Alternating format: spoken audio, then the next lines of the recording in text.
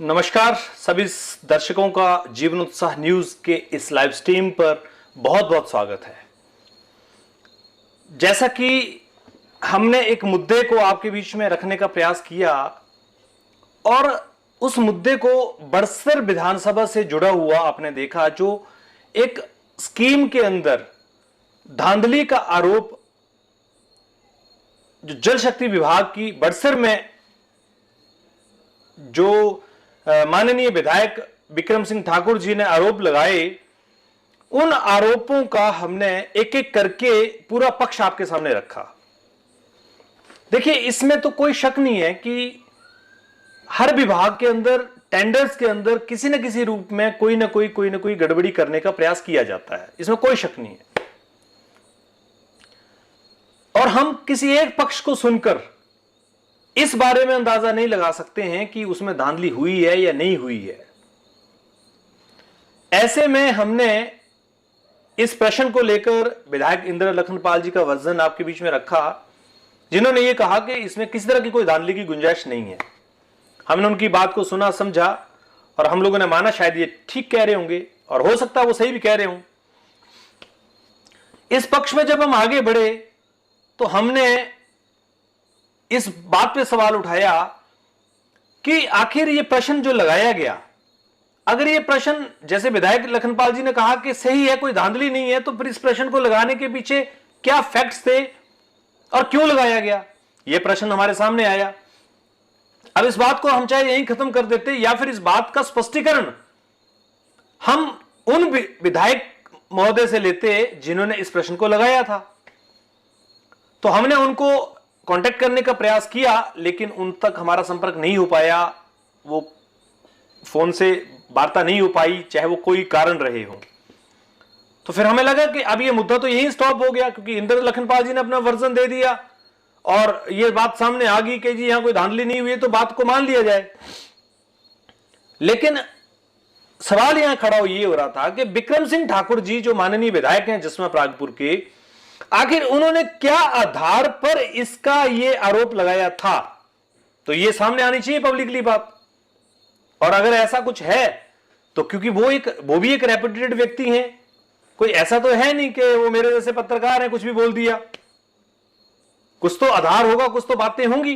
तो हमने उनसे उनका पक्ष जानने के लिए उनको एक व्हाट्सएप मैसेज किया, जो व्हाट्सएप मैसेज मैं आपके सामने पहले रखता हूं।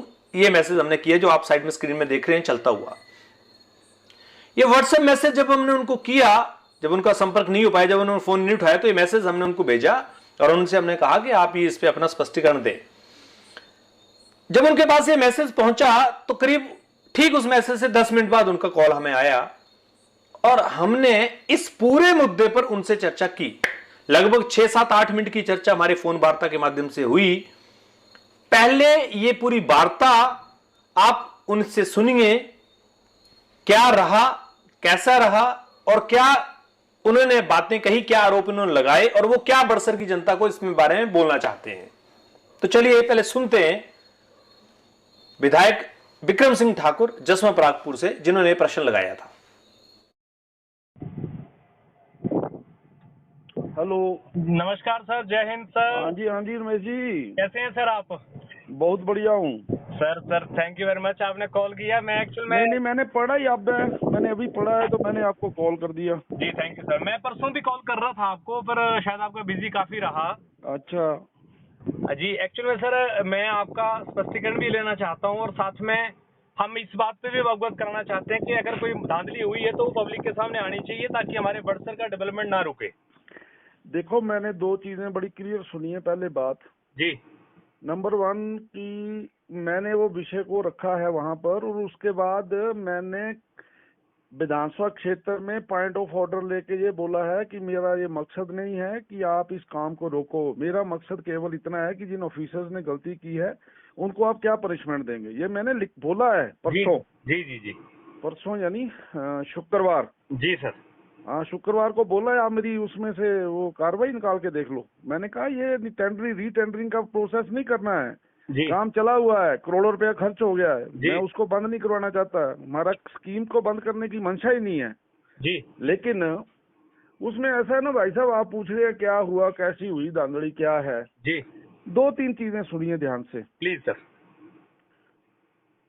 पिछली सरकार ने ये टेंडर कर दिया 204 करोड़ में, जी बिल्कुल सर। नेगोशिएट हो गया 204 पे ना, जी यानी अफसर सारे ही उन्होंने सतलुज के सॉरी ब्यास से पानी उठाने के लिए एक प्रपोजल बना दी। जी सर। उसके लिए पैसा आया हुआ 130 करोड़, जी और जो आपने टेंडर किया वो गया 204 करोड़। जी ये सारा काम इन्होंने किया हुआ है। क्या नाम है, अफसरों ने बनाई स्कीम, अफसरों ने डीपीआर बनाई, अफसरों ने सब कुछ किया। जी सर। फिर जी उनका आपस में बैठे वो कहते हैं जी ये तो 204 करोड़ में कैसे होगा काम, ये तो 130 करोड़ आए हुए हैं, हमें तो 130 करोड़ में ही करना है। जी तो उन्हीं अफसरों ने सभी ने ये कहा कि ये तो गलत हो गया है। उन्होंने कहा कि अब ना ऐसा करो, ब्यास से नहीं उठाना पानी, जी ऐसा करते हैं कि पानी सतलुज से उठाएंगे। सतलुज जो है वो पास पड़ती है, जी। इसलिए वो कोस्ट जो है वो कम हो जाएगी, तो इसलिए इसको ऐसा करेंगे। ठीक है जी। जो 204 करोड़ रुपए में लोएस्ट जिस व्यक्ति को मिला हुआ है उसको अवार्ड नहीं हुआ, जी अवार्ड नहीं हुआ वो।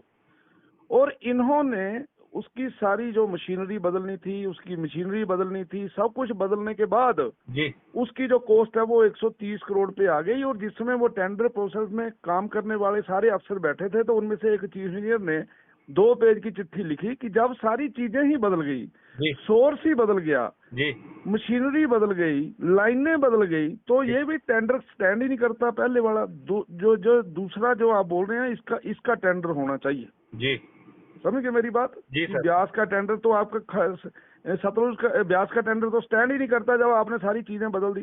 ठीक है जी। इन्होंने उस अफसर की बात नहीं मानी, जी इन्होंने वो अफसर को रिटायर होने दिया। वो अड़ियल था और वो ईमानदार था, तो उसको रिटायर होने दिया। उसकी रिटायरमेंट के बाद इन्होंने क्या किया कि उसी व्यक्ति को जी जिसने पहले टेंडर में लोएस्ट दिया था, उसी व्यक्ति को 130 करोड़ वाला टेंडर भी दे दिया, बिना टेंडरिंग, बिना टेंडर नोटिस निकाले, बिना कुछ किए, बिना कंपटीशन कराए।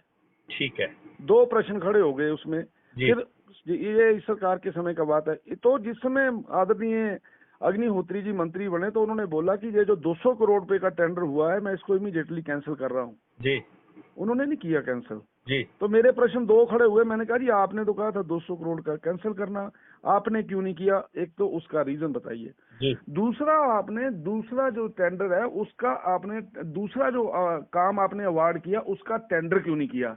जी। और जिन अफसरों ने जो सारी की सारी गलतियां की हैं उनको आप क्या सजा देंगे? ये मेरा प्रश्न है सर, यही मेरी बात है, प्रॉब्लम, और कोई प्रॉब्लम नहीं इसके अलावा। ठीक है। मतलब मेरी बात समझ गए? आपकी तरफ से ये था कि भाई टेंडरिंग जो वहाँ के हिसाब से बनाई गई थी वो वहाँ की नहीं गई, तो जहाँ की गई उसके हिसाब से टेंडरिंग नहीं की गई, ये मैं समझ हाँ, मेरा था मतलब कि जब आपने सोर्स बदल दिया भाई जी, जी आपने एक जगह से अगर आप ब्यास से पानी उठाते हैं तो लाइन पड़ती है 100 मीटर मान लो, जी लेकिन जब आप सतलुज से उठाते हैं तो लाइन पड़ती है 20 मीटर, जी 80 मीटर कम होगी ना जी। जी तो उसके बाद मशीनरी जो वहां पे जितने हॉर्स पावर की लगनी है, क्योंकि दूर से है, वहां ज्यादा हॉर्स पावर की लगनी है, इधर आके कम हॉर्स पावर की लगनी है। जब ये सारी चीजों में बदलाव है तो टेंडर क्यों नहीं किया आपने? मतलब आपका कहने का ये है कि वहां पर अगर 204 करोड़ तो यहाँ पर हो सकता है वो 100 करोड़ ही लगता है, आप ये कहना चाह रहे हैं? नहीं 204 यहाँ पे जो 130 करोड़ वाला है, अगर वो टेंडर फ्लोट करते, लो कंपटीशन करते, तो शायद ये 120 पे चला जाता, शायद ये 115 पे चला जाता। उन्होंने कराया ही नहीं। अच्छा ठीक है सर, ये आपका पॉइंट मैंने नोट किया, मैं इसको हाँ। के लिए बीच में लाऊंगा। दूसरा और दूसरा ये दूसरा इसमें जो मानस आपकी पार्टी के ही विधायक लखनपाल जी हैं, उनके समय पे ये टेंडर हुआ था बेसिकली, जो पहले वाला पहले वाला टेंडर, उन्होंने अभी ये स्पष्टीकरण दिया है कि नहीं इसमें कोई धांधली नहीं है, और विक्रम सिंह ठाकुर जी ने जो इसमें बात की है उनको ये बात नहीं करनी चाहिए थी। ये मान ली उनका उनकी यार कंस्टिट्यूएंसी है, वो यही बोलेंगे ना, उनको यही सूट करता है, वो क्यों और कुछ बोलेंगे? बताओ आप मेरे को। नहीं, मेरी सर, कंस्टिट्यूएंसी में अगर किसी ने को बात उठाई होगी, मानो ना, तो उनको ये लग रहा होगा कि ये मेरे वाला जो प्रोजेक्ट है ये मैच्योर नहीं होगा अगर ऐसा गंद पड़ गया कोई, तो ये एक तो दिमाग में ये बात आई होनी उनके। और वो अपनी जगह सच्चे हैं, उन्होंने जो कह रहे हैं उनको यही बोलना सूट करता है। लेकिन जो सच्चाई है वो मैंने आपके साथ रखी है। मतलब प्रोजेक्ट को बंद कराने की मेरी कोई मंशा नहीं है, लेकिन जो इस पूरे प्रोसेस में टेक्निकल गलती हुई है उसका रिस्पॉन्सिबल कौन है? मेरी प्रॉब्लम तो ये है, सिर्फ इससे ज्यादा कुछ नहीं जी। मेरे पास विक्रम जी बेसिकली क्या है कि यहाँ लोगों के बहुत सारे सवाल आ रहे थे कि विक्रम सिंह ठाकुर जी ने जो प्रश्न रखा है उस प्रश्न की ऑथेंटिसिटी क्या है, तो मैंने इसलिए आपसे बात करना जरूरी समझा। तो ये मेरी बात आप समझ गए कि दोबारा बताऊं? नहीं, मेरे पास रिकॉर्डेड है आपका वर्जन। हाँ जी, as it is I will publish it. मैं इसमें कोई एडिट नहीं करूंगा। मेरा मैं फिर दोबारा बोल रहा हूँ आपको कि मेरा प्रोजेक्ट को जो चला है उसको बंद करने की कोई मंशा नहीं है जी। लेकिन इस पूरे प्रोसेस के अंदर जो गलतियां की हैं उन्हीं का चीफ इंजीनियर ये बोल रहा है कि रीटेंडरिंग होनी चाहिए। तो क्या दबाव था बड़े अफसर के ऊपर और ईएनसी प्रोजेक्ट ने ऐसा क्यों नहीं मानी उनकी बात, उसने इसको क्यों किया ऐसा? मेरा प्रश्न केवल ये है, मैं केवल ये अफसरों ने जो गलतियां की है उसके ऊपर है। जो चीफ इंजीनियर ने सर ये बोला है, क्या उनका नाम उजागर कर सकते हैं आप? Shyam Kumar, doctor Shyam Kumar. Doctor retire हो गए हैं वो तो मेरे ख्याल से। रिटायर हो गए। ठीक है, मतलब उनका ये वर्जन है कि इसमें जो है वो हो सकता था टेंडर दोबारा होना चाहिए था। यार नहीं हो नहीं सकता कि होना चाहिए।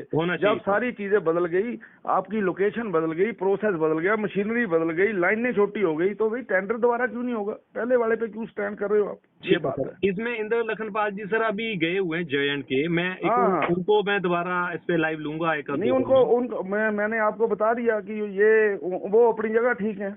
डेफिनेटली आप भी अपनी जगह सही है, इसका मतलब वो भी अपनी जगह सही है। लेकिन अगर वाकई में ये ऐसा हो सकता था और ऐसा नहीं हुआ तो फिर ये लैप्स हुआ, मैं मानता हूं। बिल्कुल हमारी तो लड़ाई लैप्स की है ना सर। हाँ ठीक है। तो इस विषय पे मैंने जयराम ठाकुर जी को भी फोन किया था, क्योंकि जब आपका कॉल नहीं हो पाए बात, तो फिर मैंने उनसे बात की, तो फिर उन्होंने भी कहा कि मुझे इसके बारे में कोई प्रोसेस पता नहीं है बेसिकली।